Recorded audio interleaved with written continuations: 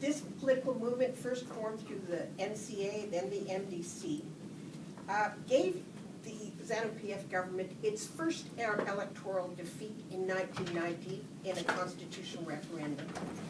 And many believe that it gave it its defeats in every election since, that many of the results have been rigged.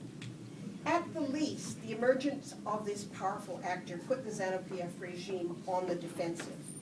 And since then, in the 2000s, I think it's not unfair to say that the government has used, when it was the government, it's now of course in coalition, used every device in its formidable array to consolidate its support. I mean, first, we all know about the land campaign with the very mixed results. Land redistributed to thousands of farmers, but some of the biggest to people associated with ZANU-PF. Production has rallied recently somewhat in the tobacco and maize sectors, but other parts of the country still remain a shadow of their former self. I think the thing that we must remember too, and for me always a very important thing, is 2 to 3 million farm workers and their families were made destitute, and not perhaps only a fraction of that number has been employed in the new dispensation. Secondly, the urban poor went through a huge upheaval in 2005. They had believed to be supporters of this new opposition movement, and the UN gave us figures of 700,000 people, the poorest of Zimbabweans, urban Zimbabweans, evicted in the middle of winter, with 2 to 3 million people affected. Artisanal miners were attacked, not only in Marangi, but elsewhere in the country. And generally, the population of Zimbabwe has been battered throughout the 2000s. Anybody affiliated with the MDC were in danger of being jailed, murdered, raped, or having their property destroyed. The viciousness of this record and of these campaigns reflected the fact that the ZANU-PF government was in a corner until the diamonds appeared, that is. And that's the significance of the context and really what we're looking at tonight. Before they appeared, Zimbabwe, well, and after even for that matter, Zimbabwe experienced hyperinflation until after the change in currency.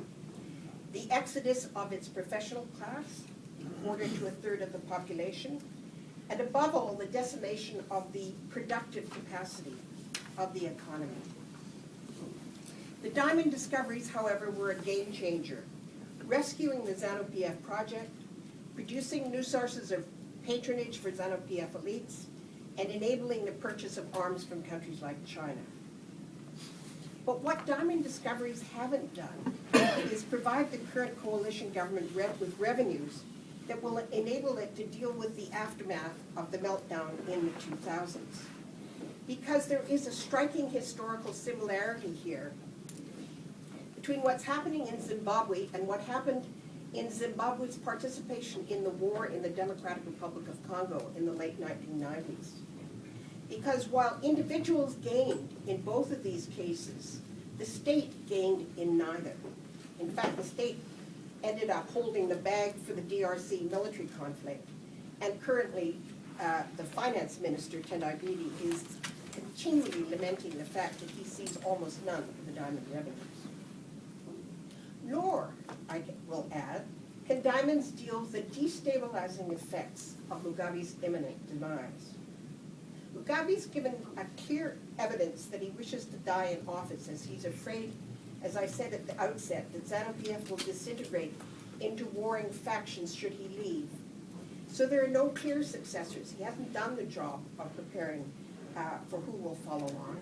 And there is a promise of an intense infight when the moment comes. He's also apparently afraid of what might happen to him if he leaves office before he dies, given the record of atrocities in which he's played a part, stemming back to the 1970s, but of course continuing through the Guguri-Hundi and the wars of the 2000s. Hence the real dread inspired in Zimbabwe by both the Arab Spring and also the activist International Criminal Court. So the moment in Zimbabwe is dark and tense, with competition for the position of leader popping up above the parapet only occasionally, as was seen in the gruesome murder of General Solomon Maguwu. Solomon Maguwu, the retired army commander and major figure in the power structure in Zimbabwe, who was discovered burned to cinders in a house with minimal flammable material and with exits that his grandchildren could hop easily. Maguwu's death is significant. In fact, I saw it as the kind of pistol shot for the succession struggle. He was responsible in the 1970s for putting Mugabe in the position of spokesman and leader of ZANU, something that was confirmed by election only in 1977, 3 years before independence. In key moments in Zimbabwe's history then, Maguwu represented substantial power behind the throne.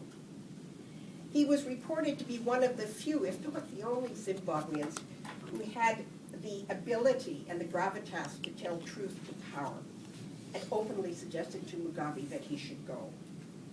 But Maguwu was also talking widely to the West, to people in SADC. He was involved in a major way, not only in the confiscation of land, but also gold and diamond mining. So he was a major player, and I would say his death can be viewed as the opening shot in the succession struggle as the endgame appears.